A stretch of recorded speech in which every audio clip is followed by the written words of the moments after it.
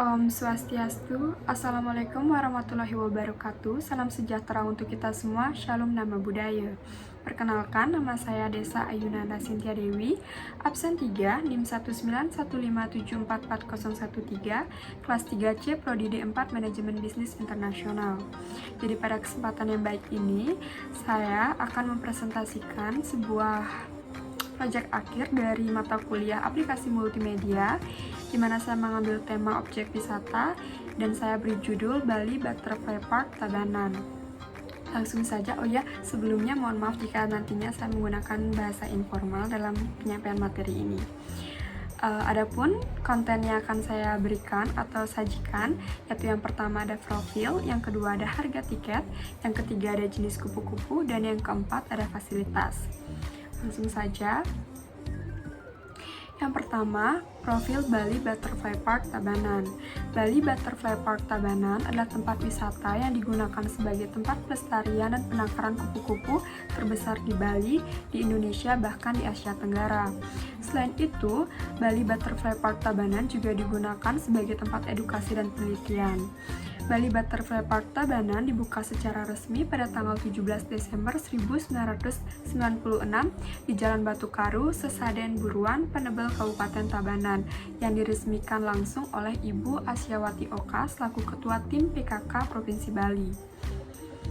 Adapun tujuan dari didirikannya Bali Butterfly Park Tabanan ini yaitu sebagai tempat wisata dan juga sebagai tempat edukasi, konservasi, serta penelitian.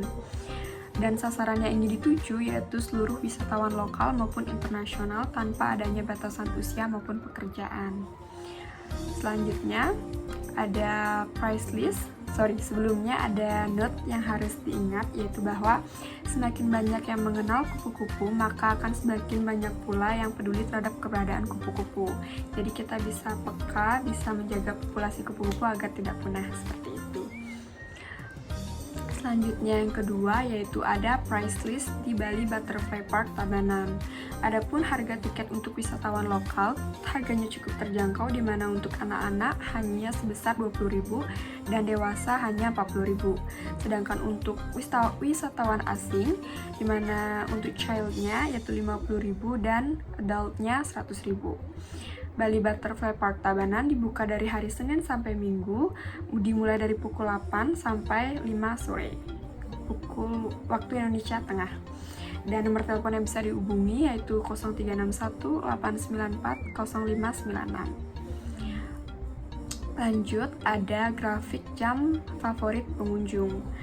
Bisa dilihat di slide, yaitu pada hari Senin itu jam favoritnya jam 12, hari Selasa jam 1, hari Rabu jam 10, hari Kamis jam 1, hari Jumat jam 1 juga, hari Sabtu jam 2, dan hari Minggu jam 12. Jadi bisa disimpulkan, bagi kalian yang tidak suka keramaian, kalian bisa datang sebelum jam yang saya sebutkan sebelumnya atau setelah jam yang saya sebutkan sebelumnya, seperti itu. Nah, dan note yang kedua harus dicatat bahwa saya sempat ke sana dan dikasih tahu oleh petugas bahwa sebaiknya itu datang pada pagi hari sebelum pukul 10. Karena sebelum pukul tersebut kita bisa menyaksikan kupu-kupu yang berterbangan dan bisa melihat kupu-kupu menyesap madu dari bunga, di mana itu sangat estetik dan cocok bagi kaum hawa untuk selfie, untuk foto seperti itu. Lanjut, ada yang ketiga adalah jenis kupu-kupu.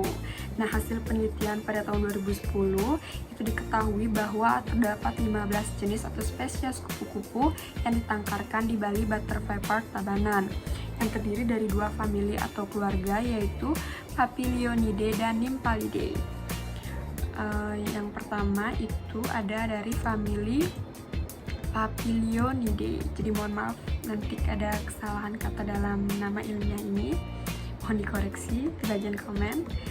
Yang pertama ada Graphium agamemnon, yang kedua ada Pachyopta aristolochiae, yang ketiga ada Papiliodemolion, yang keempat ada Papiliomemnon, yang kelima ada Papilioparanthus, yang keenam ada Papiliohelenus, yang ketujuh ada Papiliopoetes.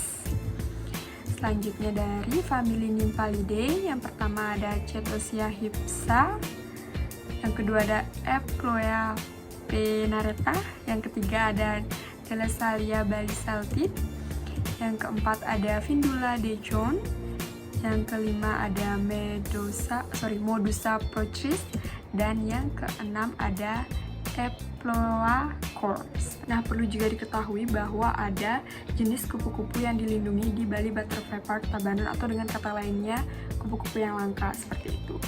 Yang pertama ada kupu-kupu jenis Ornithoptera priamus dari keluarga atau dari famili Papilionidae, di mana dia bisa dilihat di slide memiliki panjang kurang lebih 70 mm. Kupu-kupu jantannya itu di sebelah kiri, dia berwarna hijau, memiliki warna hitam dengan bentuk hampir lonjong pada bagian diskal sayap depan yang dikelilingi oleh warna hijau pada bagian depan dan belakangnya. Memiliki pola warna hitam di sepanjang tepi sayap, sayap belakang berwarna hijau, dan tepi sayap berwarna hitam. Kupu-kupu betina pada sebelah kanannya berwarna hitam dengan garis putih pada sayap depan dan pola warna putih pada sayap bagian belakang. Pada masing-masing sayap belakang terdapat 6 titik hitam.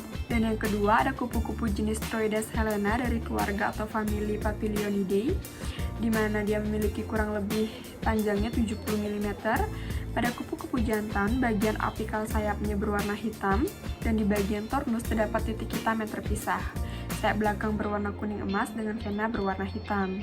Sedangkan pada kupu-kupu betina, yaitu sebelah kanannya, bisa dilihat di slide, pada bagian tornus sayap atas berwarna hitam yang memiliki titik berbaris pada bagian submarginalnya.